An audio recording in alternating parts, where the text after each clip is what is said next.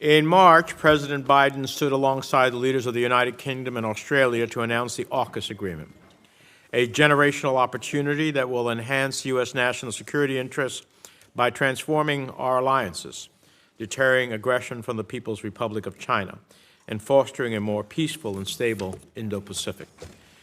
Beijing today has the world's largest navy. Xi Jinping's hyper-nationalist government has been laying claim to territory and international waters. They have built artificial islands for new operating bases with runways for military aircraft and ballistic missiles.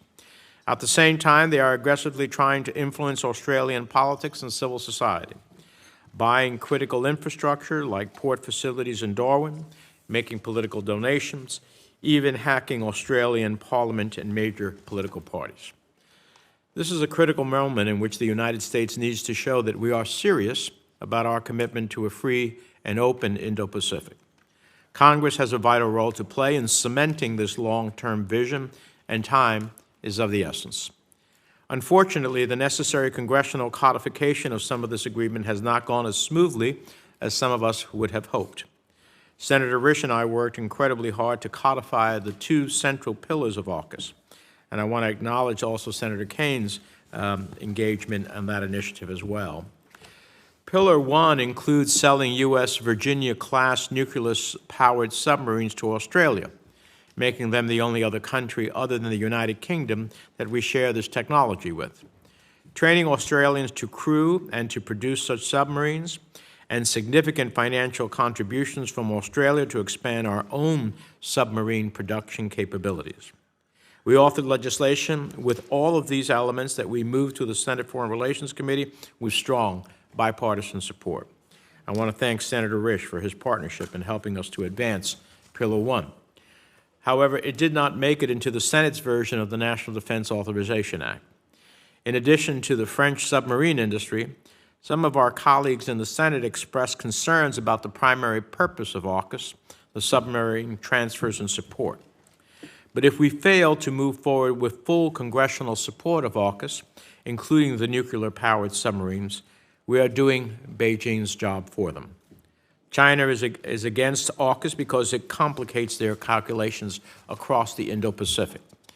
With nuclear power, these submarines can travel long distances underwater and undetected.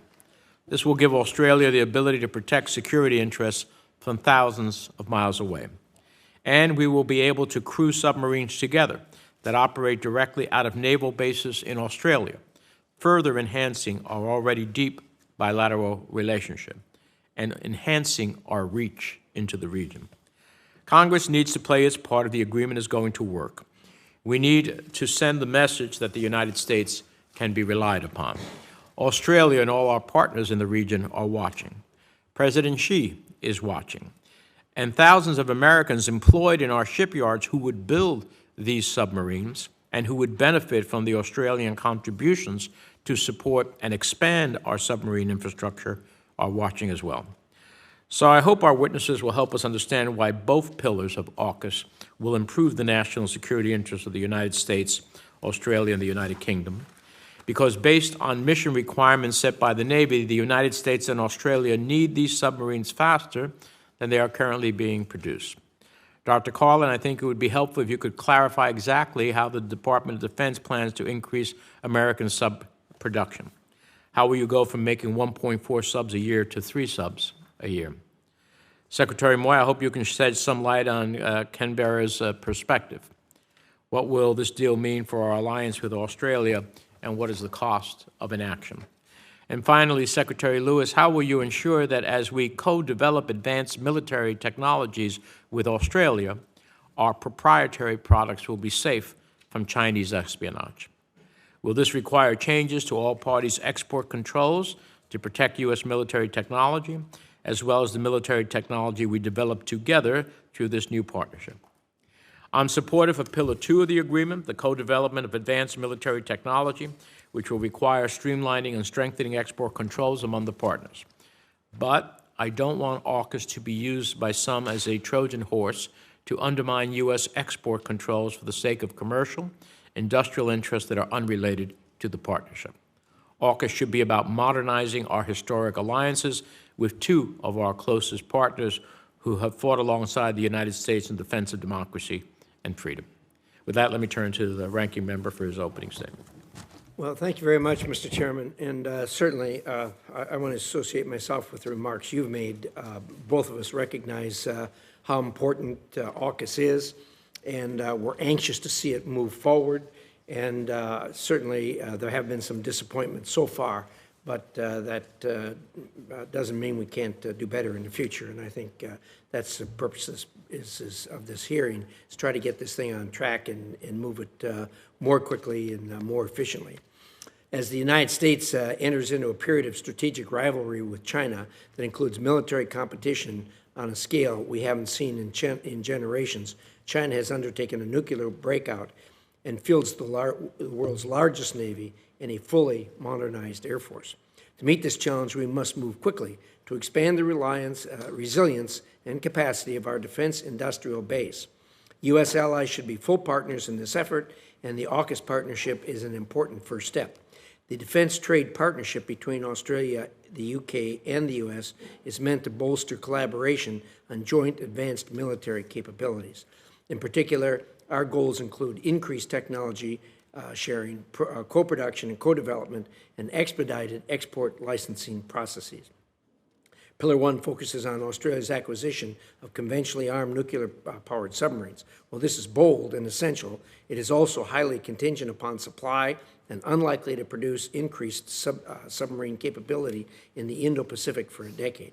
Importantly, many of the capabilities needed to fully implement Pillar 1, including cruise missiles, the boat's combat system, or advanced computing capabilities, will heavily be dependent on Pillar 2. If executed as intended, Pillar 2 offers the potential to produce meaningful results this decade. Pillar 2 can also expand and build resilience across the supply chains and industrial bases, an imperative given the lingering impact of COVID and U.S. limitations exposed by Russia's invasion of Ukraine. However, our export control system remains overly cumbersome and treats our closest allies with proven track records of technology protection as if they were our new or emerging partners. Simply put, Australia and the United Kingdom have legal, regulatory, and technology control regimes that are comparable to those of the United States. Demands from the administration that Australia and UK undertake extensive reform of their domestic political and regulatory system are frankly condescending, and it highlights the need for a clear shift in states' attitude toward defense cooperation with its allies. I fully appreciate that we don't want to open the door, as the chairman said, to using this as a Trojan horse to do some things we don't want to do. I've served on this committee for the 15 years now that I've been in the Senate. I also, at the same time, have served on the Intelligence Committee. And I would like to report to this committee that one of the very first things I noticed between the two committees is that there is a very distinct difference between the way we treat allies in the intelligence field versus how we treat them on other things like export. And I think probably it would behoove state and the Department of Defense to spend a little bit of time with the intelligence community. We share incredibly sensitive and important material with the Five Eyes. And so here, I don't have the concerns that some have. As far as the chairman's concerned on using this as a Trojan horse, that is a legitimate concern, and it certainly deserves attention. But having said that, I think that there may be an overreach there, and I think that we really ought to take a deep breath and sit down and review how we can reconcile how we treat our allies in the intelligence field and make it more compatible with how we treat them in trade and industrial matters. The Department of State, in concert with the Department of Defense and Commerce and other relevant U.S. agencies, should clearly communicate to our AUKUS partners our requirements to ensure robust technology, security, and export control measures, and then adhere to them. In addition, these agencies should work to reduce barriers to defense innovation, cooperation, trade production, and sustainment with the governments and industry partners of the United Kingdom and Australia. If AUKUS realizes its potential, it will set a precedent and incentivize similar agreements with other close U.S. allies. We need to get this right before we add other partners, but these agreements are necessary if we are to prevail in the long-term competition with China, Russia, and their partners. If AUKUS fails to achieve its lofty goals, it would not only show us to be an unreliable ally, it would also signal that we are fundamentally unserious about competing with China. Thank you very much, Mr. Chairman. Thank you, Senator Risch. Let's turn to our witnesses. It's my privilege to welcome back to the committee Assistant Secretary for the Bureau of Political Military Affairs, Jessica Lewis. Prior to assuming her role as Assistant Secretary, she served here on the committee as the Democratic Staff Director for 5 years. Those were the most glorious years of her career. From 2007 to 2014, Assistant Secretary Lewis was the National Security Advisor and Foreign Policy Advisor, and then Senior National Security Advisor to Senate Majority and Minority Leader Harry Reid. We also welcome Assistant Secretary of Defense for Strategy, Plans, and Capabilities, Dr. Marla Collin, who is currently performing the duties of the Deputy Undersecretary of Defense for Policy. Dr. Collin is now working for her 6th Secretary of Defense, where she has advised the Department on policy spanning strategic planning, defense policy, budgeting, future conflicts, and regional security affairs. She has previously performed the duties of Deputy Undersecretary of Defense for Policy from August of 2021 to February of 2022, and prior to that, served as Acting Assistant Secretary of Defense for International Security Affairs. Lastly, we're pleased to welcome Kin Moy, who has been serving as the Principal Deputy Assistant Secretary for the Bureau of East Asian and Pacific Affairs since June 15th of 2021. Mr. Moy has been in the Foreign Service for 29 years, and his diplomatic stops have included tours in Taipei, Beijing, and Seoul. Prior to this role, Mr. Moy was the Acting Assistant Secretary of State in the Bureau of Intelligence and Research. So welcome to you all. I want to thank the witnesses for their participation in today's hearing, for their service to our country. Your full statements will be included in the record without objection. I'd ask you to summarize them in about 5 minutes or so the committee can have a conversation with you. And with that, we'll start off with you, Assistant Secretary Lewis. Thank you so much, Mr. Chairman, for the kind introduction, Ranking Member Risch, and honorable members of the committee. I want to thank you for the opportunity to testify today. As noted, I'm joined by my colleagues, Dr. Carlin, Pete Moy, and I'm excited to talk to you about the role of the State Department in AUKUS, one of this administration's hallmark national security and foreign policy initiatives. I want to start first by thanking both the chairman and the ranking member and the entire committee for your leadership role in making AUKUS possible. Through your support for the legislation passed by this committee in the State Authorization Act, and much of which was then included in the National Defense Authorization Act passed by the full Senate in July.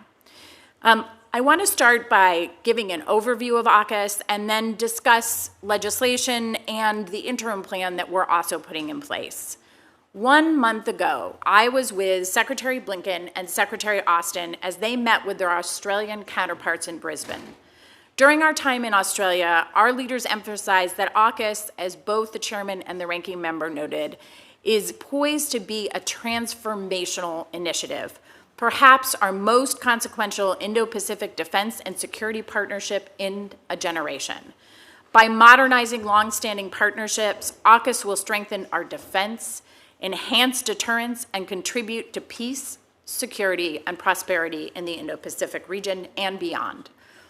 AUKUS comprises 2 pillars. In Pillar 1, we are working to provide Australia with a nuclear-powered, conventionally armed submarine capability as soon as possible. In Pillar 2, we are partnering with Australia and the UK to jointly develop advanced military capabilities based on the most cutting-edge emerging technologies our nation possesses.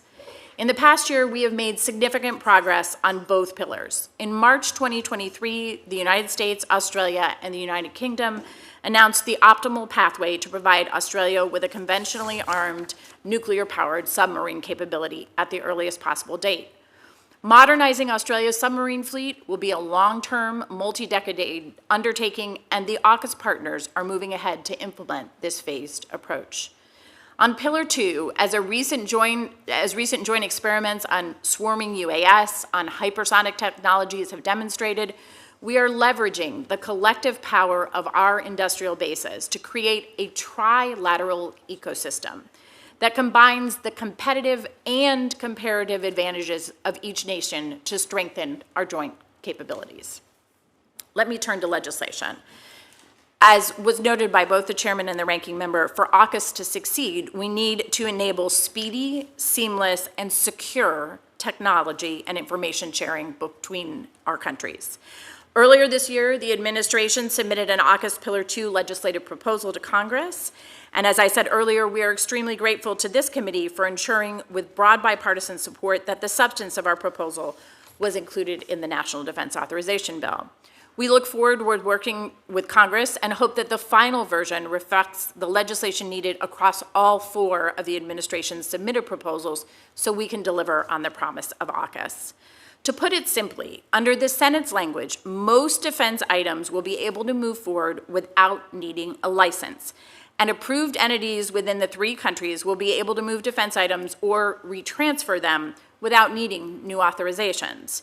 This groundbreaking approach will ensure that AUKUS Pillar 2 can deliver its full potential, while also ensuring that our 3 nations maintain shared standards to safeguard the crown jewels of our defense technologies. In the interim, while the legislation is being worked on here, the Department of State is also implementing a novel use of existing authorities to expedite and optimize technology sharing and defense trade among our AUKUS partners. The State Department's AUKUS Trade Authorization Mechanism, known as ATAM, is an interim solution to streamline defense trade until legislation is enacted. We've begun engaging with the committee on our interim mechanism and will continue to consult closely with Congress as we finalize our approach. We are also working with our Australian and British counterparts to ensure equal opportunity and access for American firms and workers within AUKUS efforts, in alignment with our respective domestic regulations and international trade obligations. We all have a stake in the success of AUKUS, and we look forward to seeing this through together. Australia and the United Kingdom are 2 of our closest allies, and we are proud to stand shoulder to shoulder as we strengthen our long-standing alliance and implement this historic partnership. And I look ahead and I look forward to working with this committee and Congress to promote agile and secure defense trade and cooperation between and among the AUKUS partners. Thank you. Secretary Moy. Chairman Menendez, Ranking Member Risch, thank you for the opportunity to testify before you today. Almost 2 years ago, President Biden, alongside the leaders from Australia and the United Kingdom, announced the creation of an enhanced trilateral security partnership, or AUKUS. AUKUS, as Assistant Secretary Lewis noted, is a modernization of our long-standing partnerships with Australia and the UK to address the security challenges of the future and support peace, prosperity, and stability in the Indo-Pacific and beyond. AUKUS deepens our diplomatic security and defense cooperation in line with President Biden's vision of working with allies and partners to solve global challenges. AUKUS enhances the United States' security, that of our allies and partners, and contributes to global peace and security. Since its announcement, much work has been done to realize this commitment. On March 13th, as the Assistant Secretary noted, President Biden, Australian Prime Minister Albanese, and UK Prime Minister Sunak announced the optimal pathway for Australia to acquire conventionally armed nuclear-powered submarines. AUKUS partners are pursuing a multi-phased approach over the coming decades with the goal to deliver the submarine capability to Australia at the earliest possible date. Under Pillar 2 of the partnership, we continue to scope a variety of advanced capabilities and ensure that our defense export systems are prepared to meet this challenge. These commitments have critical implications for our foreign policy and national security. AUKUS is a critical element of our efforts to advance implementation of the U.S. national security, defense, and Indo-Pacific strategies, with the goal of advancing a free and open, connected, secure, resilient, and prosperous Indo-Pacific. AUKUS supports our shared vision of a world that is stable and prosperous, where countries thrive, trade, and collaborate to address shared challenges, and where all countries are empowered to make their own sovereign decisions free from coercion. A free and open Indo-Pacific region is vital to global security and prosperity, which is why we must deepen cooperation now. Like our other partners across the Atlantic and Indo-Pacific, AUKUS partners understand the critical role the region plays in global trade and global prosperity. Economic growth and prosperity require stability and predictability, conditions that AUKUS seeks to undergird through enhanced deterrence and security. Our alliances and partnerships have played a foundational role in contributing to peace and prosperity in the Indo-Pacific for the last 70 years. AUKUS is a concrete commitment to strengthening these partnerships by integrating our partners in Europe and Asia, recognizing that our world is increasingly interconnected and that the security of all the world's regions and our security here at home in the United States are all inextricably linked.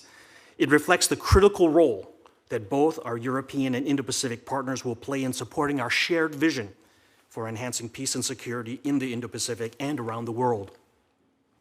AUKUS will bolster the security of the United States both through the development of cutting-edge defense and security capabilities, but also by ensuring our allies are best positioned to contribute to their own security and our shared interests as they continue to modernize their military capabilities. AUKUS is more than submarines and defense projects. It is a generational commitment to working with two of our closest allies to strengthen security cooperation to meet the many multifaceted challenges of the future. It is an unparalleled opportunity to boost the defense capabilities, industrial bases, and economies of all three nations while increasing investment and economic prosperity here at home. It will bring together our sailors, our scientists, and our industries to showcase the best of American ingenuity and technology along with that of our allies. With the optimal pathway now set, the hard work of implementation begins. The size, scope, and complexity of actualizing partnerships or this partnership cannot be understated or assumed, and the work must advance now to deliver a capability to meet the moment as the international security environment continues to rapidly change. For AUKUS to succeed, it will take the full support of the US government, Congress, and the American worker, working alongside the same constituencies in both Australia and the UK. The continued bipartisan support of Congress is absolutely critical. Passing relevant US AUKUS legislation is not only needed to enable progress, but also to send a critical message that will be received around the world. The United States industry, to US industry to provide assurance, to plan and succeed, to our closest allies, Australia and the UK, to demonstrate that we stand together as we advance a plan to bolster joint security. To our other allies and partners around the world, demonstrating that the United States delivers on its commitments, and to our adversaries and competitors to demonstrate the seriousness of our intent and resolve to maintain continued international peace and prosperity. Thank you, and I look forward to answering your questions. Thank you. Dr. Carlin? Chairman Menendez, Ranking Member Risch, and distinguished members of the committee, thank you for the opportunity to speak with you today on the AUKUS partnership, which is an unprecedented and generational opportunity to deepen our security partnerships with two of our closest allies. I want to start by acknowledging the service of 3 of our Marines who lost their lives in a military training exercise north of Darwin, Australia on August 27th. I want to express my heartfelt condolences to the families of the 3 service personnel who lost their lives there. I'd like to thank the committee for its broad bipartisan support of AUKUS. It is vital to ensure AUKUS delivers on the promise of this opportunity. As we approach the 2-year anniversary of our 3 nations' leaders announcing this historic partnership, it is clear that we have made tremendous progress in advancing the objectives of AUKUS, but we still have far to go to realize the full potential of what AUKUS can achieve. Today, I hope to reinforce 3 main topics: how AUKUS fits into and advances the 2022 National Defense Strategy, how we are seizing the generational opportunity AUKUS presents, and why we need to expand defense cooperation with our closest allies. First, how does AUKUS fit into our National Defense Strategy? The 2022 National Defense Strategy describes the People's Republic of China as our most consequential strategic competitor for the coming decades, highlights Indo-Pacific security and stability, and underscores the importance of new and fast-evolving technologies to meet the shifting global security environment. AUKUS is a critical part of how we will achieve the goals of the National Defense Strategy. It also describes integrated deterrence as a holistic response to the strategies that our competitors are pursuing, and calls on the Department of Defense to build enduring advantages across the defense ecosystem. AUKUS will help us realize the concepts laid out in both the National Security and National Defense Strategy. Second, how are we seizing on the generational opportunity of AUKUS? Through Pillar 1 of AUKUS, the United States, the United Kingdom, and Australia have committed to conduct naval nuclear propulsion cooperation in a manner that is fully consistent with our respective legal obligations and that sets the highest non-proliferation standard. We are moving out swiftly.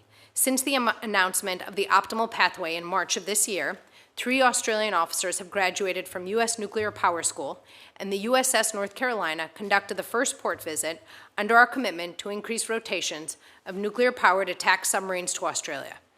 Through the AUKUS Advanced Capabilities line of effort, also referred to as Pillar 2, we are enhancing cooperation in other critical military capabilities. For example, in April, under the auspices of the Artificial Intelligence Working Group, we trilaterally demonstrated the joint deployment of artificial intelligence-enabled assets in a collaborative swarm to detect and track military targets in real time. Through collaborative investment in high-end capabilities, we are ensuring our ability to maintain a free and open Indo-Pacific with 2 countries who have stood shoulder to shoulder with the United States for more than 70 years. Third, we need to expand defense cooperation with our AUKUS partners even more. The U.S. network of alliances and partnerships is a strategic advantage that competitors cannot match. We've been fortunate to have great partners in the Departments of State and Commerce who are working with us to ensure we are creating an enabling environment that securely streamlines and promotes deeper cooperation. We appreciate the continued support of Congress to enable us to accomplish these critical objectives. As you're aware, there are 4 areas in which the administration requires congressional action to facilitate implementation of this generational opportunity. First, the optimal pathway requires ship transfer legislation to authorize the U.S. to sell Virginia-class submarines to Australia as an interim capability before SSN AUKUS comes online. Second, legislation is required to allow us to accept Australia's historic investment into the U.S. submarine industrial base through financial contributions. Third, to move out on training, Australia's submarine workforce requires legislation is required to allow the U.S. government to coordinate submarine workforce training with Australian private sector entities. And finally, we request legislation to enable export licensing exemptions, supporting defense trade that would facilitate the goals of AUKUS and raise our collective standards to protect the critical technologies that provide U.S. forces with warfighting advantages. We cannot implement AUKUS without your critical support in all of these areas. Mr. Chairman and distinguished members of the committee, thank you for the opportunity to meet with you today, and I look forward to answering any questions you may have. Thank you all for your testimony. Before we start a round of 5 minutes, I want to ask unanimous consent to include in the record an article that is entitled, "Meet the Tiny State Department Officers Clearing Billions of Dollars Worth of Weapons for Ukraine." They've handled a 150-fold increase in work by doing in hours what used to take months. Without objection, so included. That happens to be Secretary Lewis's department. So we'll start a series of 5-minute rounds. So let me ask you, Dr. Carlin, how are we going to increase our sub production? We do about 1.3. We need to get it to at least 3. One of the issues here that was raised during the whole NDAA is the concern about giving our subs at a time that we're not producing sufficiently at a rate to replace them. So how do we meet that concern?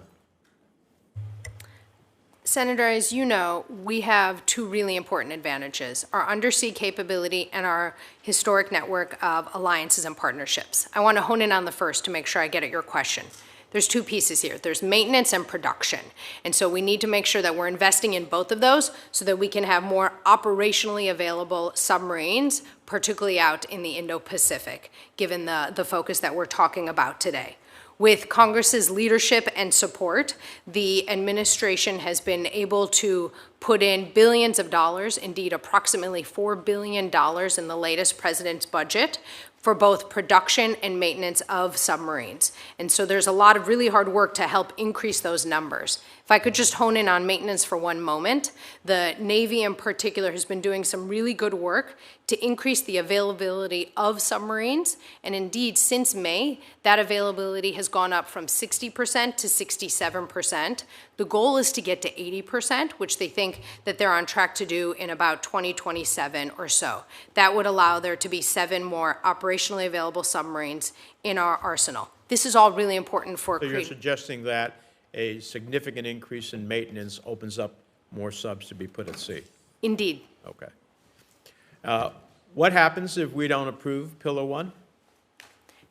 I just want to make sure I understand your question, sir, as in approve the request to sell. Well, if we do not make, Pillar 1 is a transfer of submarines to the Australians as part of a very broad deal. What happens if we don't do that? We think it's a priority to keep investing in the submarine industrial base, and we'll continue to do so. That is a separate issue. Look, Australia has demonstrated a commitment to purchasing these conventionally armed nuclear-powered submarines. They've shown that they will treat this responsibly. I would note that there's a bit of a crawl, walk, run approach to how they can do this. So getting submariners who are trained in how to do so, getting workforce trained, it all kind of builds on pieces so that AUKUS can deliver its full potential to deliver deterrence at every phase. Yeah, but if we were not to do that, there would be consequences for us in the not only with the Australians, but in the Indo-Pacific. The message that we would send is one of unreliability, and two, our reach would be significantly limited. So I hope that those who have a concern about this will find their way to be supportive. Now, I am supportive, as is evidenced by the fact that we passed legislation out of the committee in a bipartisan way of both Pillar 1 and 2. So having said that, however, I do have some questions. Secretary Lewis, I understand that the UK and Australia's export control regimes operate differently and are not reliably comparable to that of the United States as of this moment, and that this means there is a greater risk that U.S. military technology that is exported pursuant to Pillar 2 activities could be compromised by U.S. adversaries, including the People's Republic of China. Can you confirm for me that the Australian and British governments, that if the Australian and British governments were to make certain adjustments to their export control regimes, enforcement, and safeguards, that their regimes could be deemed comparable to the United States system? Senator, thank you for the question. Let me start by saying, yes, we are confident that Australia and the UK and the United States will end up with comparable standards. And I think what you're pointing to is the reason we need those standards is to make sure that adversaries or others who are trying to gain control, access to our IP, to our most sensitive technologies cannot do so. So we are very confident that Australia and UK will be able to move forward, that we will end up with comparable standards. And we are also committed to making sure that we are protecting our warfighter and our technology. And has either country committed to bringing their export controls up to U.S. standards, at least for protecting U.S. defense goods, technologies, and services, as this committee passed in the MATES Act? My understanding is each country is looking at changes they may decide to make. I don't want to speak for them, but again, I'm confident that they will be able to do so. And one last question. If we lower our comparability standards for Australia and the UK significantly, which of course, as Senator Risch has pointed out, they're very, very long-term, reliable allies. I get that. What do we do when other partners tell us that they inevitably want the same lower standards? And they will be not insignificant allies as well in terms of their long-term relationship with us. Shouldn't we use this opportunity to leverage enhanced allied export controls so that we are protecting our own vital taxpayer-funded military technology? Sir, I think you're absolutely right. What we You want can to stop the answer there. Thank you. No, I'm just kidding. Got to have a little fun here around sometimes. Go ahead. I'm sorry. But I think the bottom line is, as we work very hard to increase and make the system work so that we can create these kinds of alliances and partnerships where we're providing our most sensitive, highly lethal defense articles to other countries. We want everybody to have the best possible standards. Let me give you an example. This isn't specific to Australia or the UK, but let me give you an example of the kinds of things that we could be concerned about. For example, we've recently seen some Chinese pilots getting training from other countries, including pilots here in the US. We need to be able to prosecute those. We want our partners and allies to be able to do the same. We want to make sure that if a country is trying to acquire a particular technology, it can't get around the system by going into a place where there's more room in their export controls.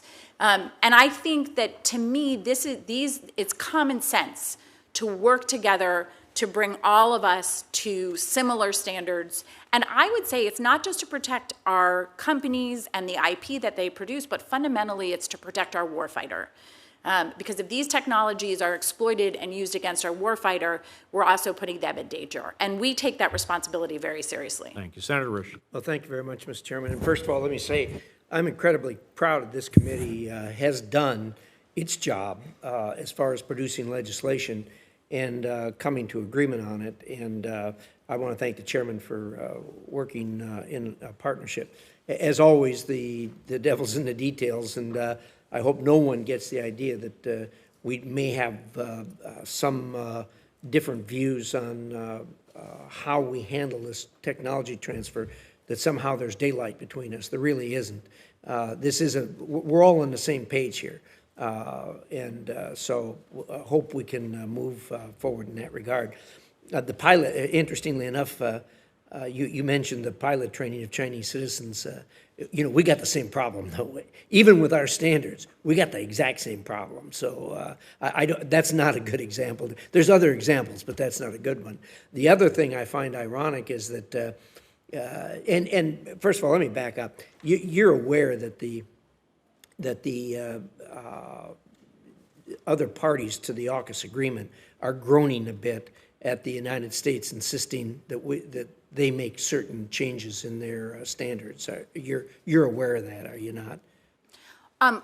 Senator May, I start by just saying I, first of all, want to go back to what you started with, which is that this committee's work really put us on a path to achieving all of our goals on AUKUS. And as someone who worked on the committee, I know how much work goes into that, both by you and your staffs, and just to thank you again for that.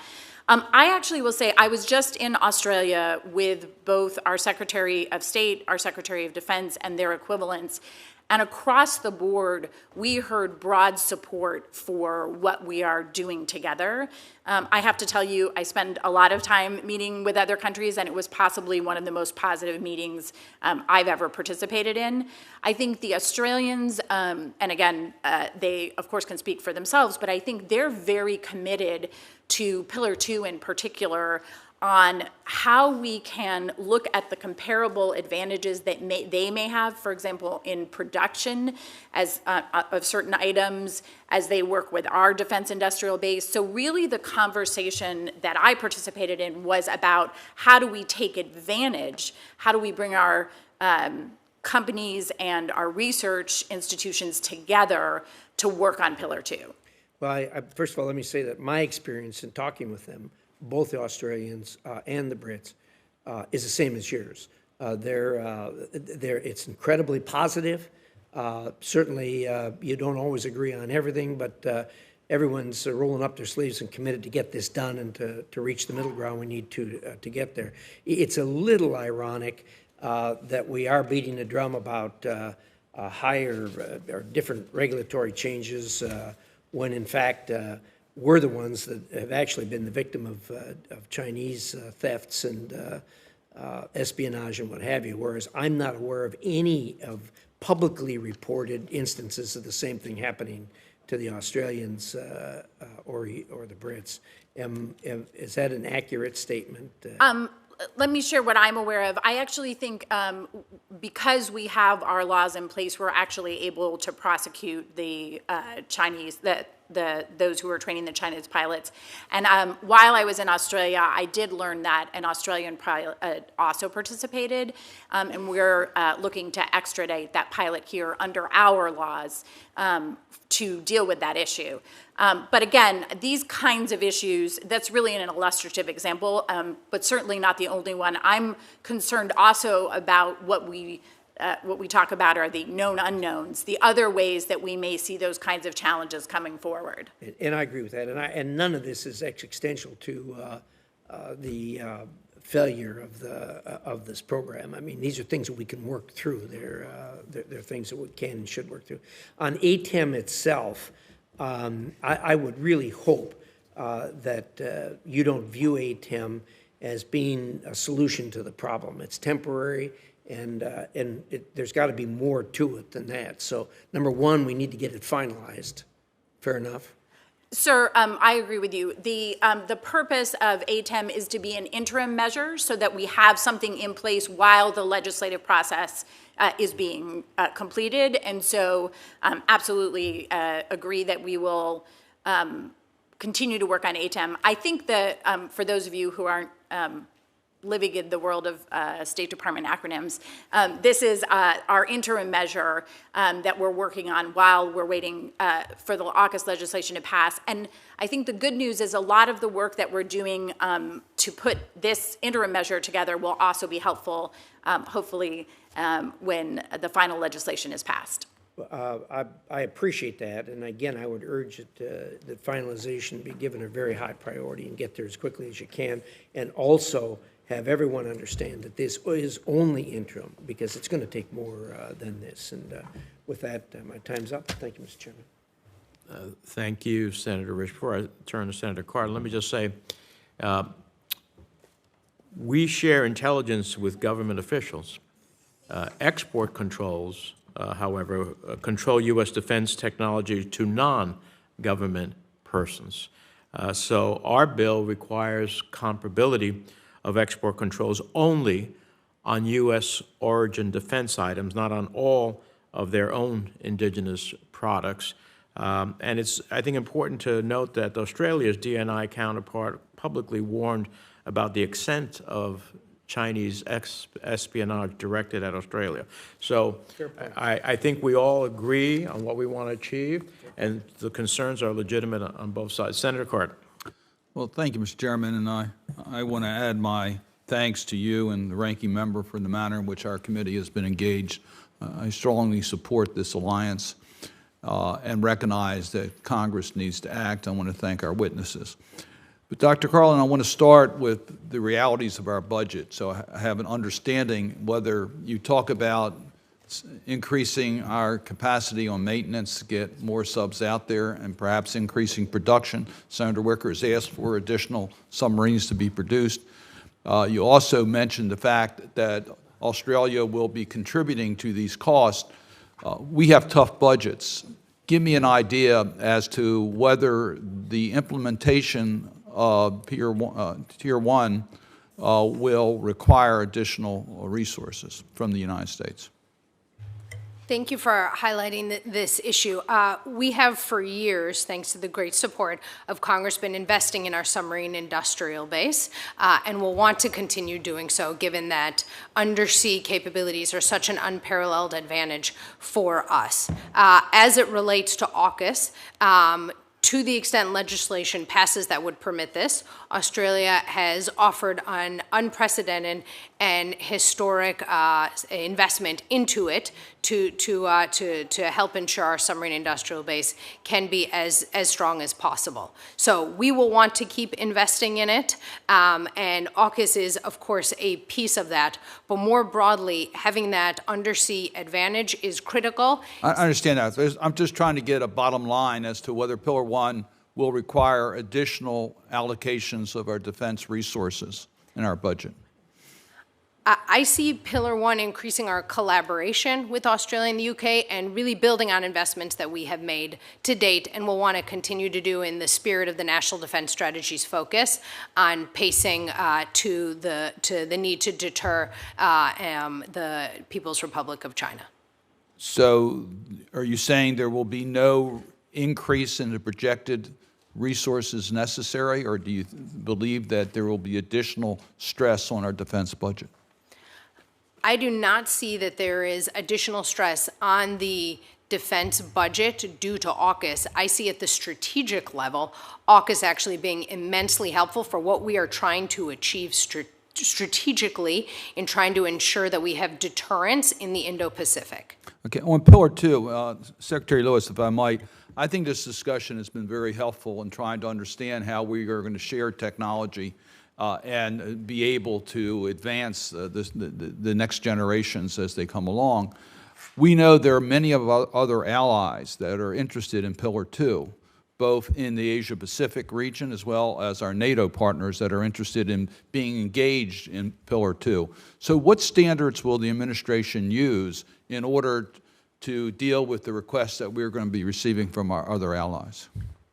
Senator, thank you for raising this issue because let me just start by saying that right now we're really focused on getting Australia and the UK over the line. And you can see the significant amount of work that's taking. So we haven't made plans at this point to bring others in. Well, as our chairman and ranking member mentioned, what's done here is going to be used by other allies to say, why aren't we getting comparable considerations? Absolutely. If I may, would it be helpful for me to talk a little bit about sort of exactly what we're putting in place? Because I think for any kind of exemption that allows faster defense trade between, as the chairman pointed out, not just governments, but between companies to universities and other places, it's important to understand that. And what we're asking for here is we need to make sure that we know who's going to be receiving these items, I think for obvious reasons. You want to know who's the recipient. You want to know that this is not an item that is prohibited under one of our non-proliferation regimes. And then you want to make sure that once you have that information, that when it lands in the country, that they're going to have their own protections in place so that it doesn't get transferred to a bad actor. And so those are the kinds of requirements. The technicalities are in the weeds, but that's what we're looking for across the board, is so that we have that shared community, we know where things are going, we have an understanding of making sure that some things will still need to move with a license and still need to be looked at more carefully, and that all countries participating have those same standards. And so I do think that is a precedent we're setting moving forward. I think to address something that Senator Risch raised is we want to make sure, and just to talk about the transformational nature of this, what we're talking about is license-free movement of these defense articles. That means that if you are on the list of companies or entities that can receive it, you don't have to come ask permission to export a lethal weapon. You can receive it. And that is why this is so important, to make sure that when that entity, whether it's a university or a company, receives it, that nothing is going to happen in the next step where we end up having it exported to a bad actor or someone who may want to exploit it. And I think those are the standards we need across the board. Thank you. Senator Ricketts. Thank you very much, Mr. Chairman. We've talked a lot today about deterring the People's Republic of China. As the chairman said, they've got the largest navy in the world. They are expanding their capabilities, and this is all part of Xi Jinping's plan to dominate the world by 2049. And in some areas, they're outpacing us with regard to their technological capabilities. But one area they cannot do that in is our allies. And that's why this AUKUS agreement is so important. And it's important that we get it right, that we get our ducks in a row to be able to meet the commitment. The Navy has a requirement to have 66 fast attack nuclear submarines to be able to defend this nation. And right now, we're sitting at 49, and I think, Dr. Carlin, you mentioned that up to 40% are not available or were not available due to maintenance issues, and they've got it up to, now it's down to 33% are not available. and they're hoping to improve upon that. But by 2030, we're going to be dropping down to 46 submarines. And so even adding the additional submarines through availability because of maintenance, you're still not going to have anywhere close to the 66 submarines. So we're producing, as I think the chairman was pointing out, somewhere about 1.2 submarines, Virginia-class submarines a year. We need to get up to 2.3, 2.5, maybe 3 to be able to do that. So we have to make sure how this is going to get done. And my understanding is that some months ago that OSD Cape and the Navy produced a detailed plan for how to meet the funding requirements to how to meet the U.S. and AUKUS requirements. Is that accurate? Has this detailed study been done? Senator, there's been a lot of study of what we can do to make sure that we are prioritizing this undersea advantage. So CAPE has been done. CAPE is done. There has been a lot of studying on what we can do to ensure that we are investing as much as possible. But has the OSD CAPE study been done?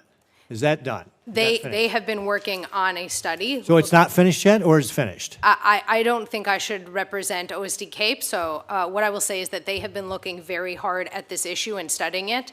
And if it is helpful, I would welcome asking my colleagues from that office to specifically this is really represent. kind of the crux of the problem, right? Because one of the things that Senator Wicker, myself, and others have asked is, okay, Australia is obviously making a generational investment in their submarine industrial base and ours, and we ought to be doing the same. I agree with you that this is a huge competitive advantage for us. And so the question is, what is that number? What is that number that's going to take? I think Senator Cardin was asking the same question. You kind of dodged it then, too. Obviously, we're grateful that the Australians want to invest $3 billion.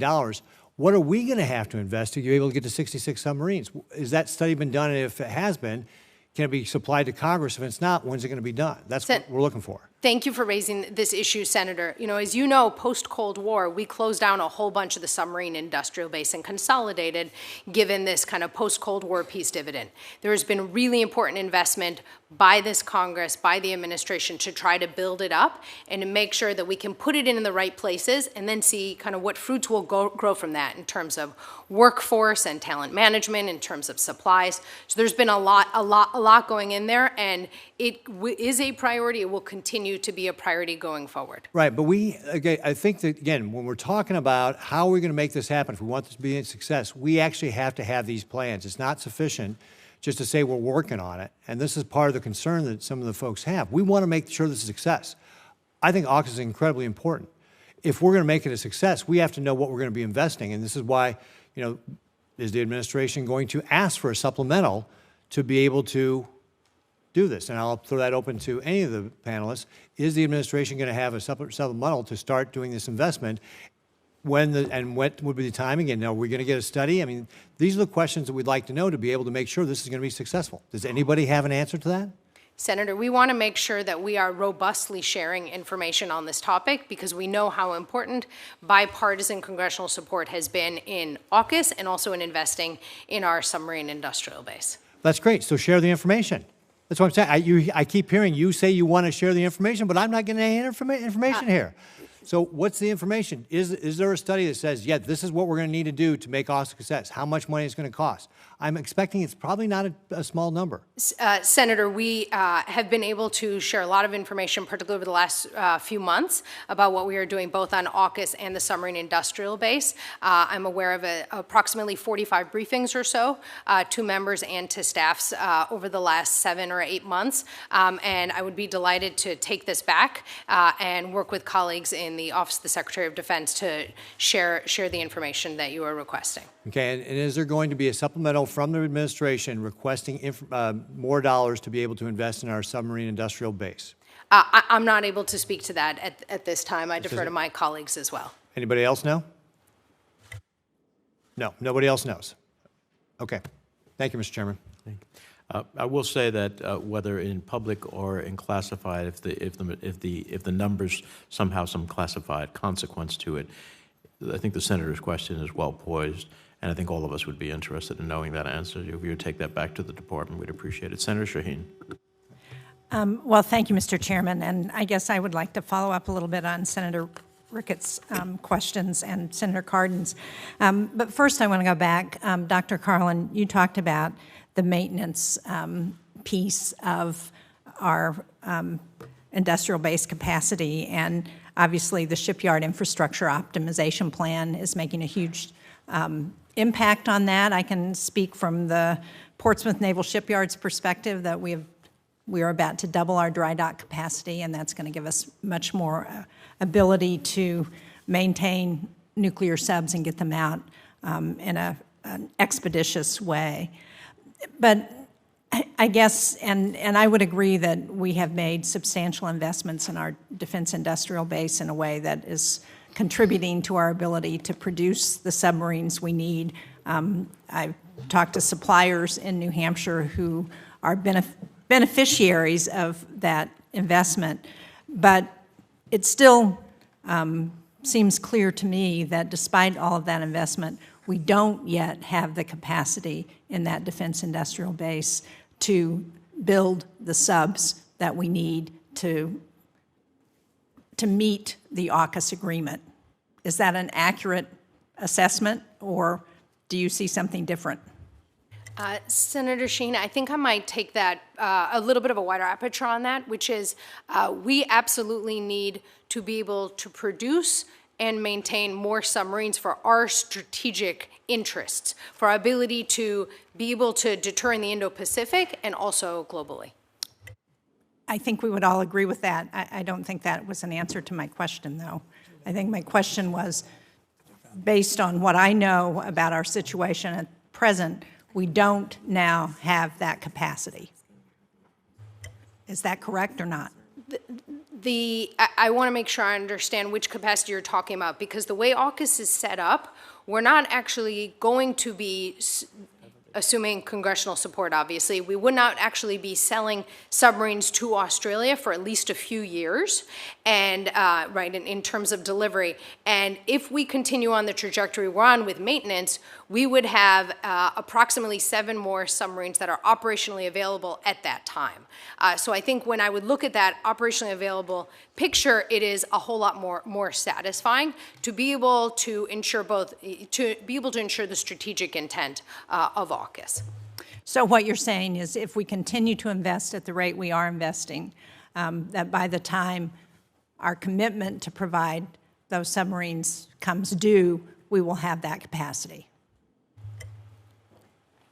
At this stage, with the information we have, it does appear as though we are on that right trajectory in terms of the impacts of investments. I think this is an area one needs to monitor really closely. I'm delighted to hear your case studies of the impacts of the investments to date, but we're just all going to need to watch that closely. I've heard from our industry partners that they face challenges realizing AUKUS-related defense technology transfers and exports, and not at the senior level, because we've certainly gotten those assurances, but more at the action officer and manager level. Can either of you speak to that and whether you're seeing that move as we hoped? Absolutely. And first of all, we are in regular conversation with industry across the board on these kinds of issues. Let me talk a little bit about what's going to be different once assuming the legislation moves forward. And I think this will help presumably some of the concerns that you're hearing. When it comes to Australia and the UK, companies who, again, we know where they're sending an item to, and we know that it's not prohibited under an international agreement, they will be able to move without actually coming to the State Department for a license. That is a very significant change. But the second piece, which I actually haven't talked about as much, which is actually, I think, the thing we hear more from countries about, is right now, if you have a U.S. defense article, like a weapon, and you want to transfer it between one company to another among the 3 countries, you also have to get, in essence, you have to come for authorization to do that. And among and between the 3 countries, U.S. defense items, again, within the caveats that I laid out, are going to be able to move. When I sit down and talk with companies that I met with the US AmCham, for example, when I was just in Australia, when we talk through those issues, those tend to be the core of their concerns. Now, there are always, some specific things that we have to work through, but that's why what we're doing here is so significant. And we are doing it, again, with Australia and the UK because they are some of our closest allies and because of a long history of working with them on defense trade. Thank you. Thank you, Mr. Chairman. Thank you. Senator Hagerty. Thank you, Mr. Chairman, and I welcome our guests today. First, I'd just like to say that our friends in Australia and Britain ought to know that AUKUS enjoys very strong bipartisan support here in Congress. In fact, I can't think of a single member of Congress, whether they be Republican or Democrat, that doesn't support AUKUS, and at least the objectives of AUKUS. I think the question before the President and Congress right now is how to implement AUKUS quickly, also effectively, for everybody that's concerned. As part of the first submarine pillar, the administration has put forward a plan for the United States to sell and transfer some 3 to 5 nuclear-powered attack submarines to Australia starting in the early 2030s. But the administration still hasn't put forward a credible long-term plan to ensure that our Navy can meet its requirement to have 66 attack subs in a reasonable time frame. And ladies and gentlemen, that's a problem. Today, the Navy has 49 attack submarines. That's roughly 25% short of its goal of 66 submarines. The pace of making, as I've read, maybe 1.2 submarines a year, by giving these submarines to Australia, that'll put us 3 to 4 years behind in our production process. And looking at the Navy's most optimistic projection, they don't see realizing this goal of 66 attack subs until the year 2049. That's before taking into account the submarines that we would send to Australia. I understand that there's talk about maintenance being some type of fix for this, maybe extending the life of the submarines that we do have in service, but we're only at 75% of our goal right now in terms of how many submarines that we have. This is a Band-Aid fix. We've got to look at our capacity. There's no real substitute, I think, for having a strong industrial base to build these submarines and to meet our deterrence goals. And I'll start with you, Assistant Secretary Carlin. Do you agree or disagree with anything? Do you agree with what I said, or do you disagree in any way? Senator, I really appreciate the points you made on the strategic importance of AUKUS, but also on the importance of our undersea capability. It is an unparalleled comparative advantage, and it is absolutely a priority. The National Defense Strategy underscores this as well. And the points I'm making on maintenance are in no way to ignore, to be clear, the importance of production as well. It's just that we are all working through Congress's really important support and through the administration's prioritization to build up an industrial base that, frankly, was not as strong as I think anyone would like it to be. Speaking to that cooperation between the administration and Congress, I look forward to the President working with Congress to make the necessary hard choices and work through regular order to get this done. So we are prioritizing resources rather than coming to some sort of emergency situation. We need to do that in a way, we need to implement this in a way that AUKUS works to make both America first interest and our allies' interest first as well when it comes to nuclear-powered submarines. Next, I'd like to turn to Pillar 2, though. And that focuses, Pillar 2 focuses on trilateral cooperation, on advanced capabilities. Here, advanced capabilities includes undersea technologies, quantum technologies, artificial intelligence, and autonomous systems, advanced cyber, hypersonic, and counter-hypersonic capabilities, electronic warfare, information sharing. All of these are absolutely critical. And I want to make an important suggestion to you, and I'd be encouraged to hear your thoughts on this. You all know that I served as ambassador to Japan. I got to see firsthand Japan's superior capabilities when it comes to artificial intelligence and quantum computing. Our allies in South Korea also have similar strengths. And so my question, and I'll just put this to both Assistant Secretary Lewis and to Assistant Secretary Carlin, do you agree with me on the need to find ways to incorporate U.S. allies, such as Japan and South Korea, into the Pillar 2 activities down the line? First of all, let me just thank you for your leadership on defense trade. We've had a lot of conversations, and I 100% agree with you on the bipartisan need and strength and consensus around these issues. To get to your question, I think in the first things first, we're really focused on getting this right for our UK and Australia. And I think then we can look at whether there may be other countries who need to bring capabilities for specific projects. In my conversations, I can assure you they want to. Thank you. Thank you, Senator. I would echo what Assistant Secretary Lewis said. And, once we get this right, we could look at discrete partners for discrete projects. I also want to thank you for your leadership on the U.S.-Japan alliance, which is flourishing in just extraordinary ways. Well, thank you. And I just want to reiterate how important AUKUS is to our own national security interest. And I look forward to working with all of you, and I'm looking forward to working with the interagency to make certain we keep advancing this. Thank you, Mr. Chairman. Thank you. Senator Van Hollen. Thank you, Mr. Chairman, and thank all of you for your testimony today. And I do want to start by applauding President Biden and the Biden administration for striking the AUKUS agreement to begin with. I think it's a very important move in achieving our goal of ensuring a free and open Indo-Pacific. And I agree with the chairman's remarks that we should move forward expeditiously in implementing it. I think that further delay will undermine our credibility, both in terms of the strategy, but also with partners that we enter into agreements with. So I hope we can overcome the current delay on that front. I also support the idea of streamlining export control provisions with respect to these two allies. I also share the chairman's view that that should be accompanied by applying the highest standards with respect to protecting our technologies. And it's going to be very important that these two partners, the UK and Australia, adopt very strong export controls. As has been said, we need to make sure that ours are as strong as possible. The pilot issue was raised here, and so we all need to be looking at ways we can do it, but at the same time, providing some flexibility when we're talking about these kind of partners. I want to talk about a little other piece of the technology sharing and co-production piece. And Dr. Carlin, maybe this is for you, maybe it's for Assistant Secretary Lewis. As I read this, it does envision technology sharing and co-production. Is that correct? It does indeed look at that.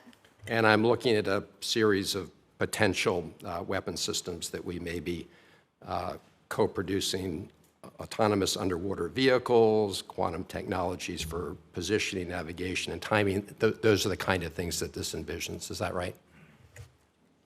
Yes, that's absolutely correct. May I add one thing here? I think part of why we're talking about these advanced technologies, and Dr. Carlin may want to add more on this, is because we think this is a unique opportunity to leverage the different capabilities and strengths that the three countries bring to this problem set. Right.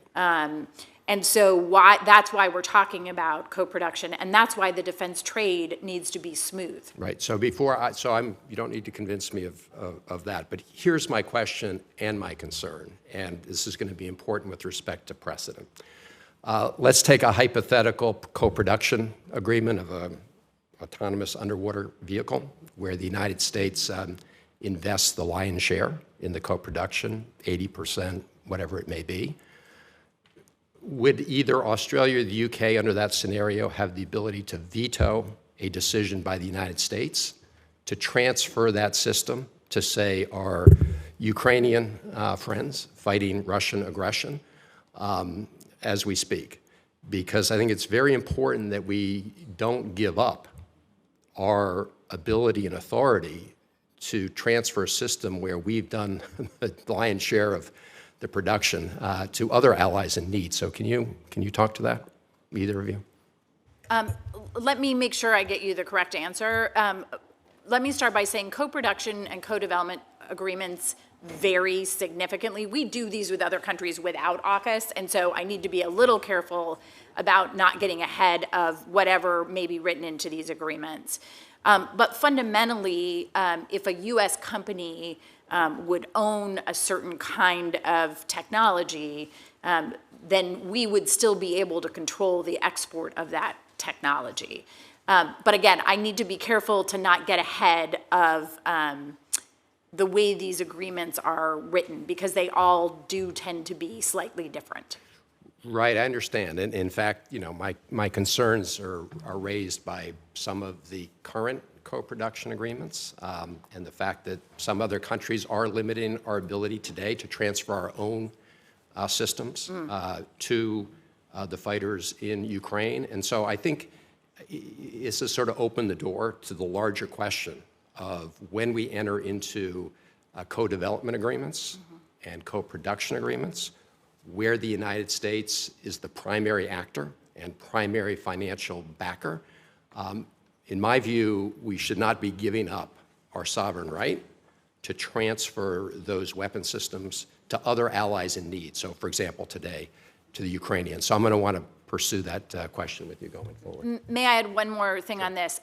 Part of the reason we're doing this with Australia and the UK is because they are among our closest allies, where we would not anticipate those kinds of issues. But these co-production agreements do vary, and happy to follow up with you on that. Thank you. Senator Coons. Thank you, Mr. Chairman, Ranking Member. It is so encouraging to have us in a hearing where the two of you are really pulling in the same direction and leading the Senate in a positive and an important direction for our country, and to have such strong and unified testimony across our three witnesses today. This is a critical strategic moment for the United States. As our president has repeatedly said, and many of us have agreed, our global network of allies is our critical competitive security, economic, development, and political advantage. And nothing has strengthened and deepened that partnership in the Indo-Pacific like the AUKUS announcement. So it is up to Congress now to deliver on the legal authorities, the framework, the funding that you need to fully take advantage of it and accelerate it. I recently had dinner with the Australian ambassador to the United States, Kevin Rudd, a trenchant observer of Australian politics, given his former service as Prime Minister and his deep and intimate knowledge of the challenge posed by the PRC. And joined Senator Murphy and a number of other two Republican senators and many House members on a trip to the United Kingdom, where we had a series of meetings about AUKUS. I'm very interested in Pillar 2 and the questions Senator Van Hollen just raised, but let me just briefly, at the outset, if I could, Ms. Lewis, Secretary Lewis, can you be specific, are there any legal authorities that are required from this Congress that you think haven't been precisely defined in the previous rounds of questioning back and forth with you? I mean, I think just to make a point of clarification, I think, as you know, there are 4 different pieces of legislation that we are looking to move. One of them, which is focused on Pillar 2, is focused on the export controls.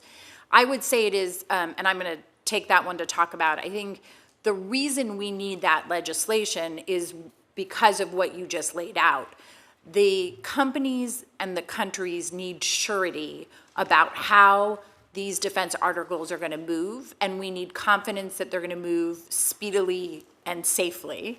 And so it is mission critical for us to have this legislation. Dr. Carlin may want to add more on the other 2, but obviously the ship transfer legislation is also mission critical for achieving Pillar 1. Happy to go into any more detail that would be helpful. Before I turn to Dr. Carlin, let me just add a simple observation I made in our conversation in the United Kingdom. Any list of the top 10 research universities in the world typically includes 2 from the UK, Cambridge and Oxford, if not others. Their prime minister and many in leadership there are focusing on their particular capabilities in artificial intelligence, quantum computing as well. As you've mentioned repeatedly, Pillar 2, in many ways, has the longer-term greater significance in that it may align our 3 nations more closely in terms of developing really challenging and important new technologies, autonomous underwater drones, for example.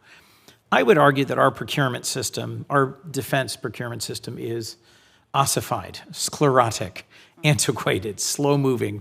Pick your favorite multi-syllable description, but I don't think there's anyone that says that our defense, innovation, and procurement and deployment system is moving at the speed of technology and moving at the same speed of our pacing threat, the PRC. Is it possible that through the Pillar 2 partnership with Australia or the United Kingdom, given that they are smaller militaries, that they may have different legal constraints or operational constraints, that we would find in them a research, development, and deployment partner able to move with more agility, particularly in emerging technology areas. Dr. Carlin. Yeah, thank you very much, Senator. I think that's quite conceivable. I mean, as you note, whether it's our procurement system or our export control system, this was all kind of designed for a different world, one where we, the United States, had uncontested military and technological dominance, and the security environment has changed in a whole bunch of ways. We have, as you note, this unparalleled network of allies and partners. It's our center of gravity, and so just as our system is able to learn and move in different ways, so too Australia and the UK, and I suspect you heard a lot on your trip, both of whom have really put AUKUS at the heart of what they are doing. I'm struck by how the Ukrainians have demonstrated a remarkable ability to take off-the-shelf civilian products and modify them, deploy them, and to take material from dozens of countries all over the world in a way that our system just is not capable of doing. It's my hope that both out of AUKUS and in particular Pillar 2 and out of the war in Ukraine, we are learning about how to innovate in defense procurement. Thank you, Mr. Chairman. Thank you. Senator Kaine. Thank you, Mr. Chair, and thanks to our witnesses. Secretary Carlin, I want to start where you did, just to acknowledge the Marines who were killed in the Osprey accident in Australia. And I want to mention their names. Corporal Spencer Collard, 21 years old, from Arlington, Virginia. Captain Eleanor LeBeau, 29 years old, from Belleville, Illinois. And Major Tobin Lewis, 37 years old, from Jefferson, Colorado. We have great partners in the Aussies, but we're in a dangerous line of work. And when people fall in that line of work, they ought to be recognized, particularly at a hearing like this. And I appreciate the fact that you began your testimony with that. AUKUS is a great example of how the U.S. can work hand in hand with allies to promote stability in the Indo-Pacific. And it's a good example of the way we do things globally. In Europe, we have NATO. We don't have a NATO equivalent in the Indo-PACOM, but we do have these networks of allies. And I do want to applaud the Biden administration work with South Korea and Japan. That Camp David meeting, it probably wasn't as big a headline here at home because we have good relations with Japan and South Korea.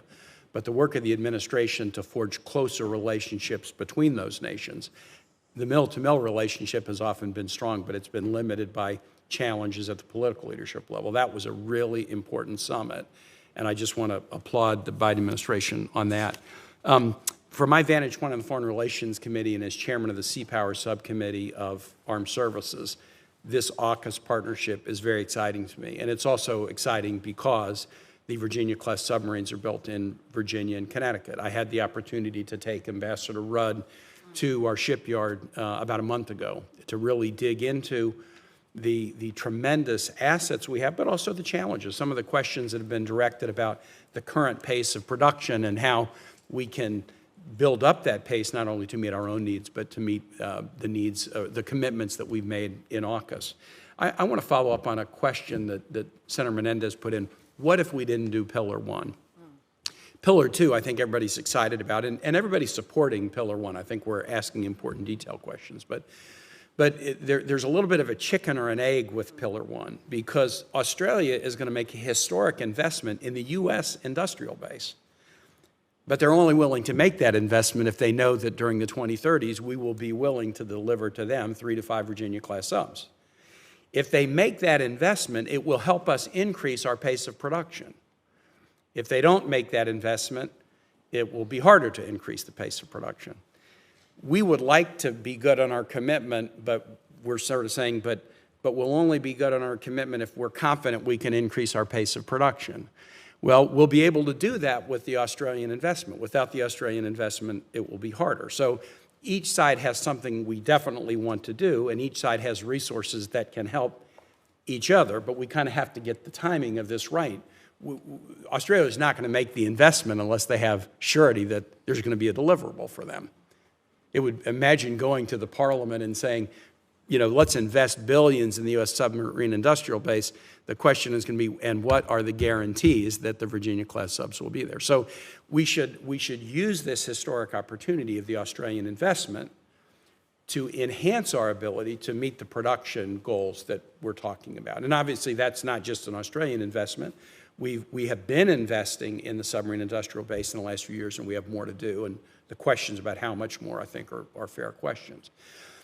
On your crawl, walk, run, if we were not to do the Virginia-class transfers, the ultimate goal is that Australia, which currently has no nuclear at all, I mean, the only nuclear Australia has is medical isotopes. They don't even have civilian nuclear. If we don't have this interim step of the transfer of the Virginia-class subs, the ultimate goal that Australia will build their own nuclear subs off a UK design but chock full of American technology, they would be significantly delayed in their ability to develop a domestic submarine manufacturing capability if there was not a timely delivery of this interim step. Because with the Virginia-class subs, they're already training their officers here in the United States to operate nuclear subs.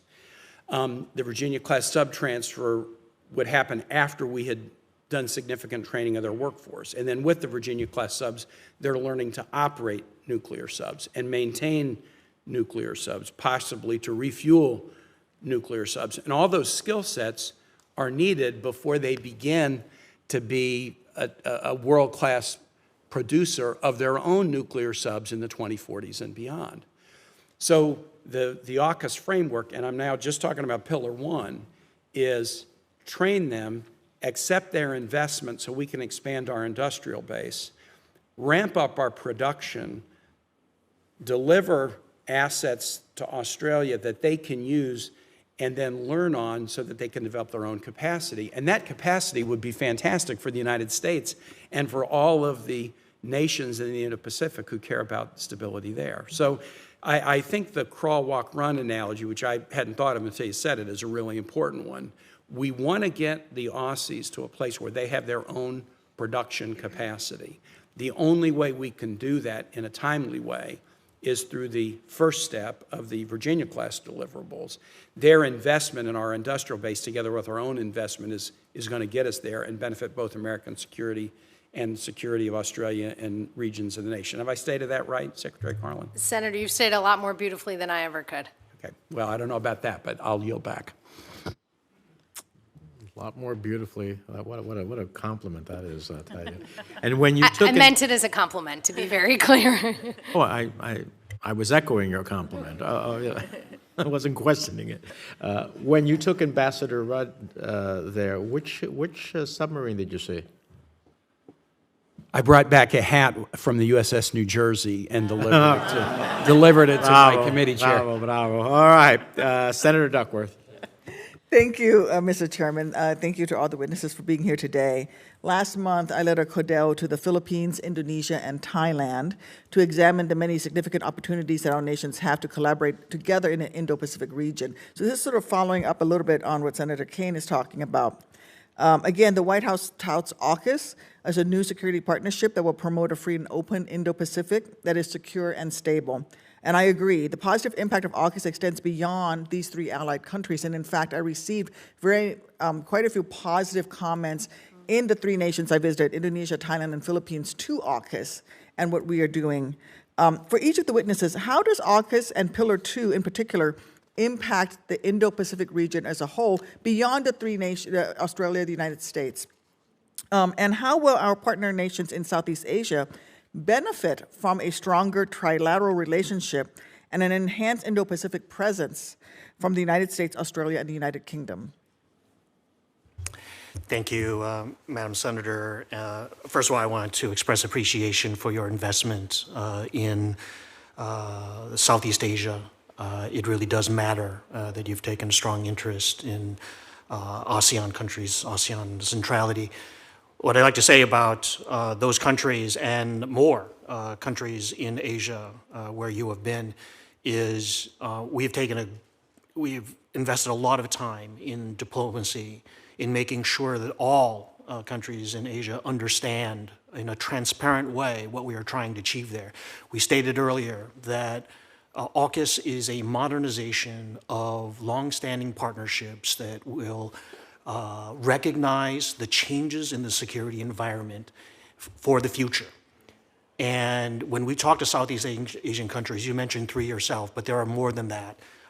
when we talk to countries like the Singapores of the world, Malaysias, they also recognize these challenges, and they believe that our transparency, our candor about the challenges we see ahead, that AUKUS will help address that. We are not trying to challenge ASEAN centrality. We, in fact, believe that AUKUS can be complementary to ASEAN centrality. So we look forward to more discussions in the future with our allies and partners in Asia and around the world to make sure they understand the truth about AUKUS, to make sure that the disinformation coming from other parties does not prevail, and that they have facts, and that when we provide those facts, we believe that we will prevail over them in ensuring the security of the East Asia Pacific region in the future. Thank you. Ms. Lewis? Thank you. I'm actually going to agree with Pete Asmoy. I think when we talk about AUKUS,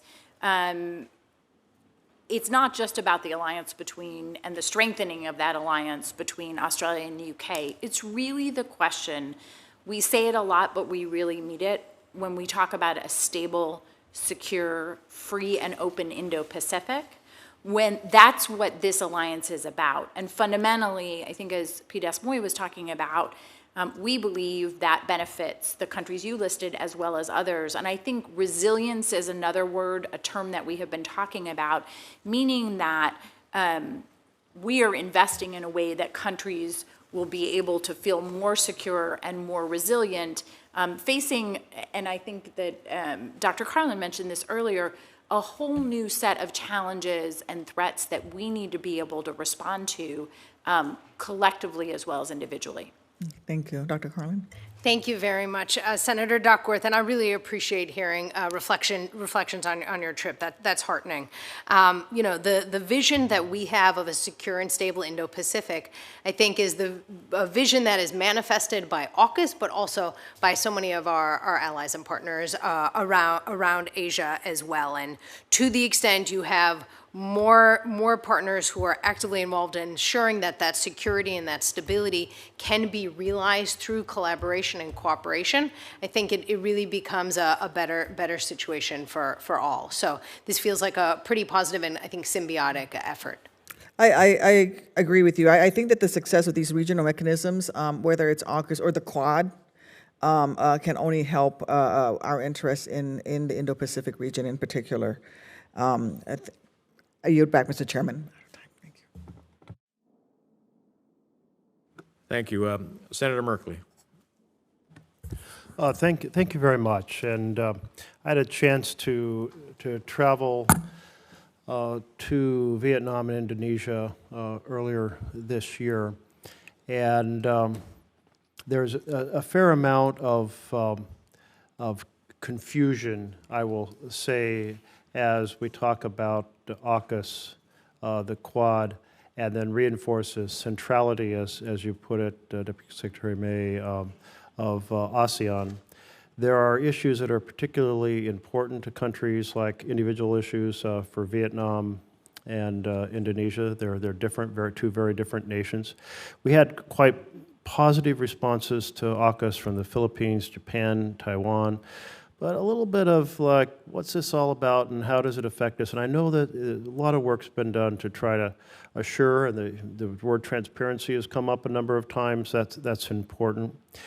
In Vietnam, there's a lot of appreciation for Senator Leahy's programs of cooperation to heal the wounds from the Vietnam War, including addressing the munitions that continue to explode in the docks and contamination from Agent Orange. But as you assess it now, and I guess I would address this to both you, Secretary Lewis and Secretary Amoy, do you feel like we have really assuaged the concerns expressed by some of those other nations, or is there still a little bit of kind of feeling left out skepticism, if you will, that requires further work? Well, thank you very much, Senator, for that question. It is important that we have those candid conversations with not just the countries that you identified, but with all partners, allies in Asia. It's natural that something so new, so novel, would generate questions. And so what we have done is undertake a very expansive effort to make sure that countries in the region do understand what this is and what it isn't. There are rivals out there, there are adversaries out there who will try to paint AUKUS in a different light, suggesting perhaps that the U.S. is a provocateur. In fact, it's just the opposite of that. We are recognizing the changing security environment in the future, and we are taking steps with like-minded countries, with allies, partners to address that. And we will go to all efforts to inform others in the region, to reassure them of our intentions, what this is really about.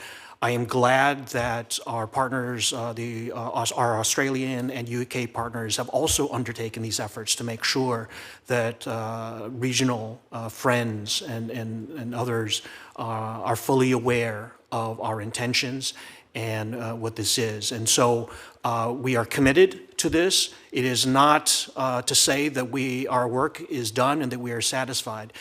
We will continue as AUKUS evolves to inform our friends and partners out there, just to make sure that they do understand what we are trying to achieve.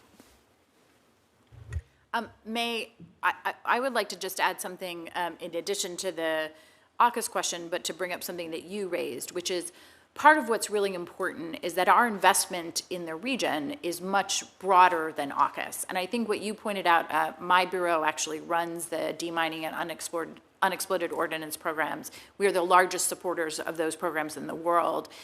In some countries, that is our largest assistance program. We consistently hear from countries about how important that work is, and obviously Senator Leahy was a leader in this. And his vision helped us achieve these goals. But I think it's important to remember that as significant as AUKUS is, we are doing a lot of different kinds of work, investing and working with countries on issues that are critically important to them, and in this case, helping save their populations from stepping on unexploded ordnance, but then also letting, once lands are cleared, then they can be used for other productive purposes. So just to support what Pete Moy said, but also really thank you for raising that program. Yeah, thank you, and I'll continue to really advocate for those programs in the context of Vietnam. There's this sense in the conversations that, hey, we really appreciate the counterweight to an aggressive China, but we're also concerned about our relationship with China because they're a powerful nearby ally, in reference to countries like Vietnam and Indonesia. And so we have both an opportunity and a concern, and as you recognized, Secretary Moy, China in particular accuses AUKUS of being a kind of imperialist assault to a Cold War version attack on China, if you will, and to discredit it. But there's certainly a desire among a number of countries to have strengthened counterweight, and I think we are working effectively in nation after nation with different issues because each nation is so different. But good work. I missed, you probably addressed this earlier, so, but if you didn't address it, feel free to address it, that we do not yet have Pillar 1 in the Defense Authorization Act, and what level of concern you might have about that. Thank you, Senator. Pillar 1, as Senator Kane was just discussing, is critical to the success of AUKUS. And the way this broader effort of AUKUS has been designed is it really is a crawl, walk, run approach. And so it's important that Congress is enthusiastic of and supportive of the key pieces of legislation for Pillar 1, like the ship transfer legislation, like the training legislation, and like the legislation that would allow us to accept this historic and unprecedented unprecedented investment by Australia into our submarine industrial base. That can ensure that all of the right things can happen so that Australia will be able to then responsibly operate conventionally armed nuclear power submarines as soon as possible. And of course, the strategic picture is critical as well. As you no doubt heard from your travels, all eyes are on AUKUS. It is a spectacular effort, and showing that together these three allies can deliver deterrence in every phase and help ensure that the Indo-Pacific remains secure and stable today and in the future is crucial. And what state are those submarines being made in? I believe they're being made in a couple. There are actually parts, I believe, from a variety of states. I think the word Virginia is the word you were searching for there. Thank you all very much. Thank you. You just made it in time, Senator Young. I'll give Senator Young a moment to get ready for his questions. As I do, let me ask you one last question. This committee has demonstrated a willingness to provide legislative relief where required to facilitate defense exports under AUKUS. However, there's far more that will need to be done by the administration at both state and DoD to make this a reality. As has been said here, the U.S. arms export system is convoluted and technical. The system's not built to move quickly, yet solutions to many of these challenges do not require legislative relief. I know the administration has developed an AUKUS authorization framework utilizing existing authorities, but this challenge goes beyond AUKUS to Ukraine, to Taiwan, and across the globe. So I want to ask both Dr. Carlin and Secretary Lewis, can you update the members of the committee on efforts underway at state and DoD to improve the efficacy of arms exports? Senator, you're absolutely correct. And we have taken a number of steps to improve our system. Let me take just a minute and talk about the foreign military sales system. We've been very focused in this hearing on the commercial to commercial or commercial to government side. And we've undertaken a plan which we call FMS 2023, the goal of which is to streamline how we move cases forward when we're selling between governments.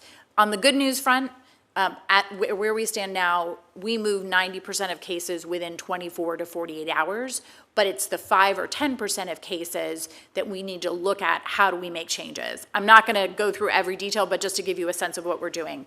We're asking questions, and I meet with my team every 2 weeks. I met with them yesterday. How could we do a better job at prioritizing? That does mean deprioritizing, but how can we make sure we're prioritizing countries based on our national security strategy, the defense strategy? 2, how can we better train the people who have to execute these programs? That sounds like a simple problem. It's actually quite significant. We're obviously looking at improving and continuing to improve our work with Congress, where you play a critical role as we come with congressional notifications. And then we have a whole host of other pieces that we're working on, including some things that I think are very important in terms of looking at questions of exportability from the beginning of the process. Often what we find with these complicated systems is they're designed for our military, which they should be, for our own warfighter, but they need to be adapted or changed as we look to export them. We need to make the decision-making about that much earlier in the process so we're not slowing it down at the end. Much more there, but I want to give Dr. Carlin a chance as well.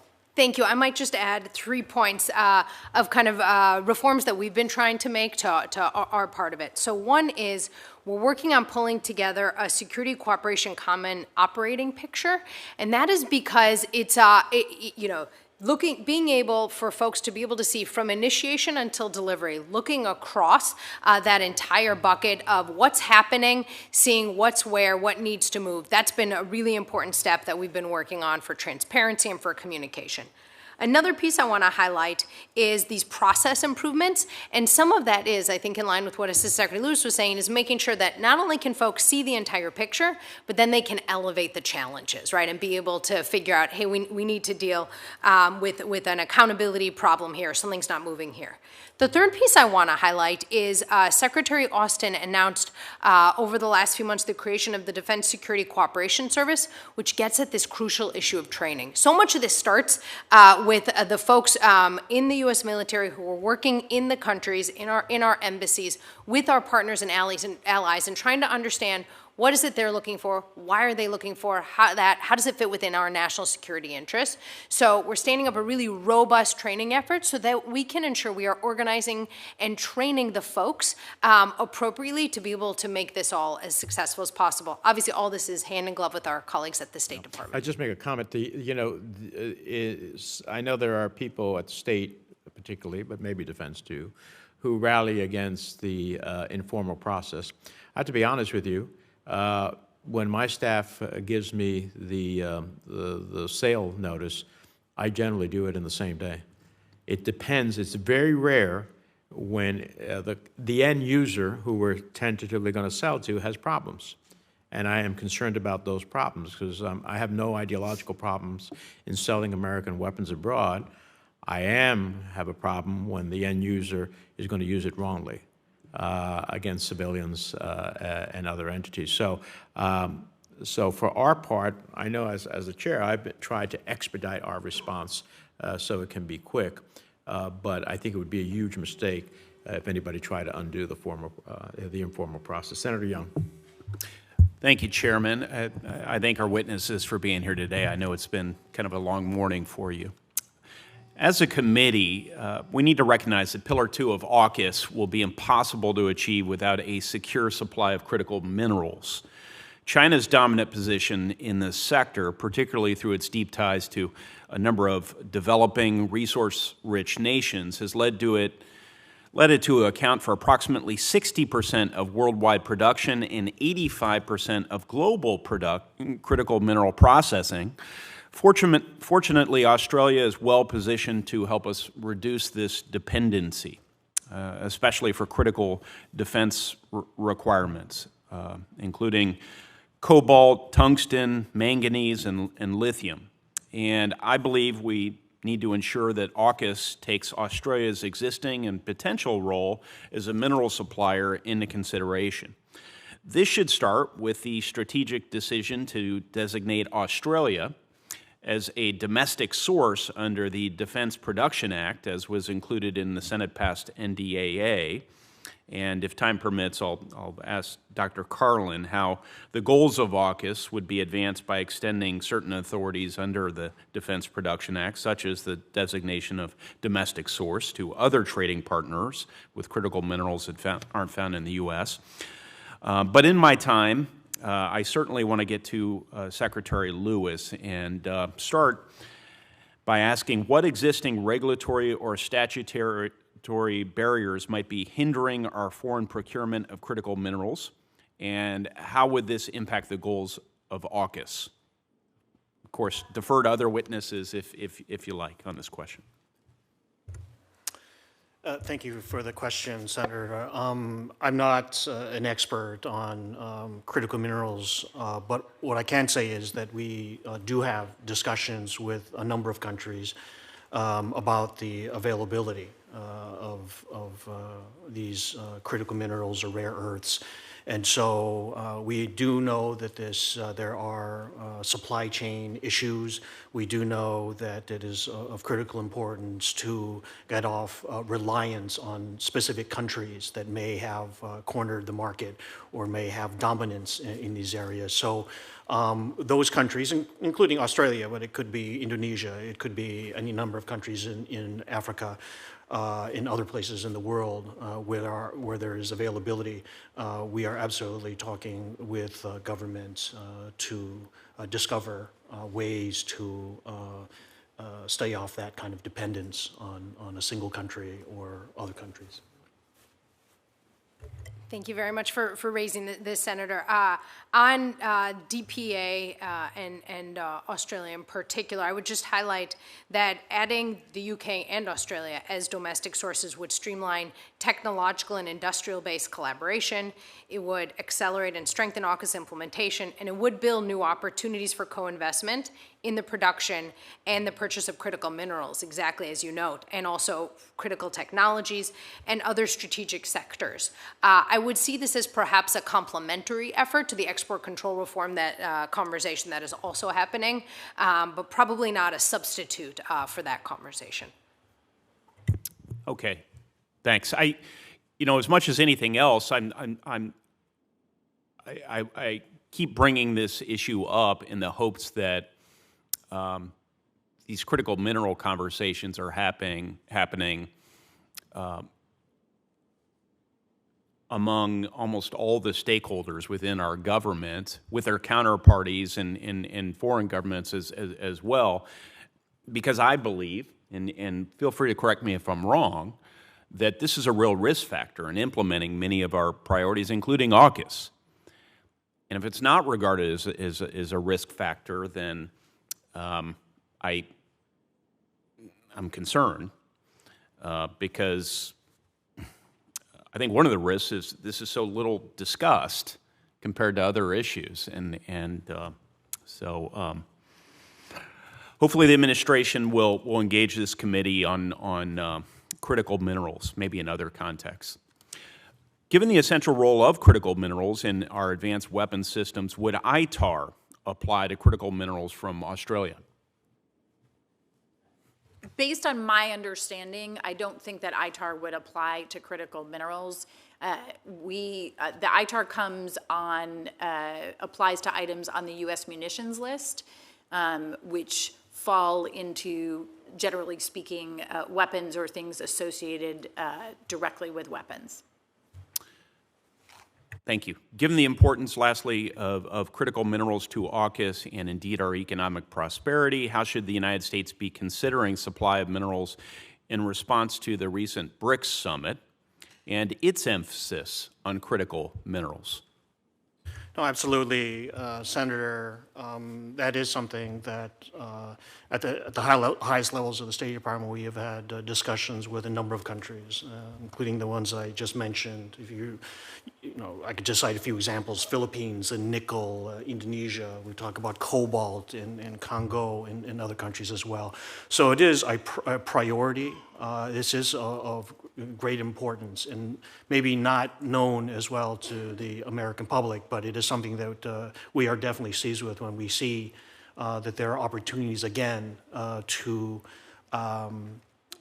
take action where in the past we may have been over-reliant on specific countries. So just as a follow-up, are there particular minerals that our government deems us disproportionately reliant on a BRICS or a BRICS plus, as we think about expansion, country or countries that need to concern us, whatever the risk threshold might be for a particular mineral?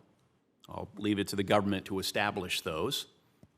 Have we identified a mineral that could be cartelized in a BRICS plus construct, and we need to come up with alternative sourcing or processing capacity in order to address that vulnerability?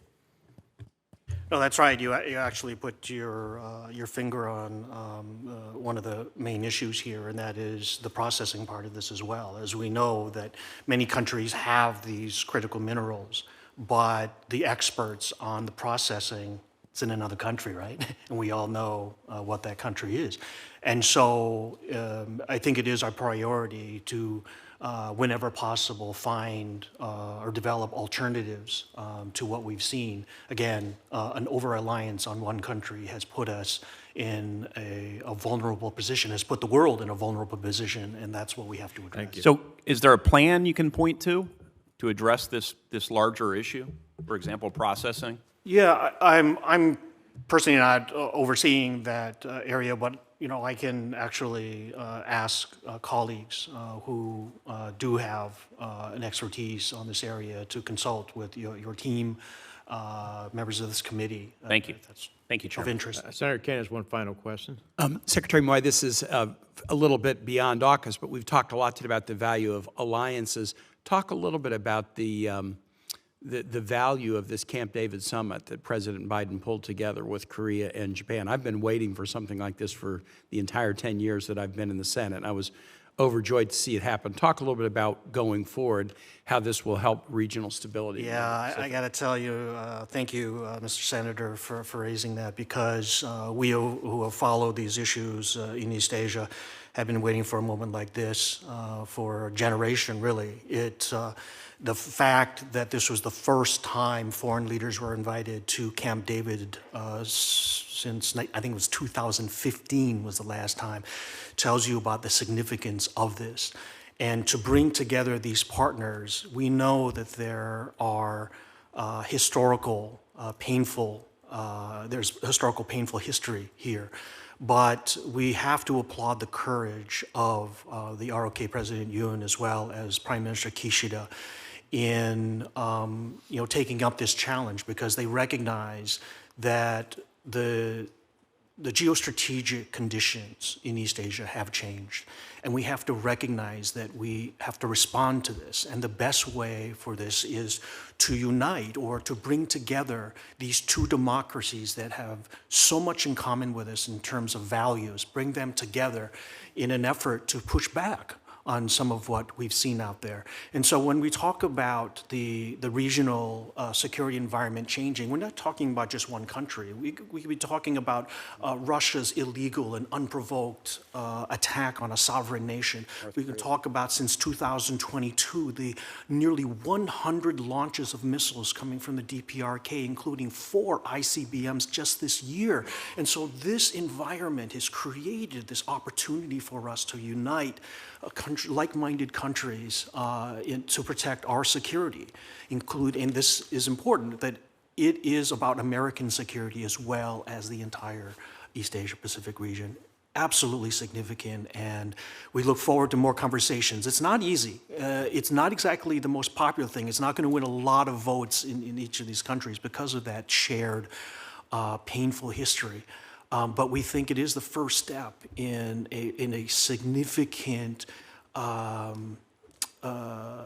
change to the future of the security environment in the Indo-Pacific region. Thank you. Godspeed. Thank you, Mr. Chair. Thank you. Well, this has been a very helpful, robust hearing. With that, the record for this hearing will remain open until the close of business on Friday, September 8th. We'd ask the panelists, if they receive questions, to please respond to it and respond to it in a substantive way.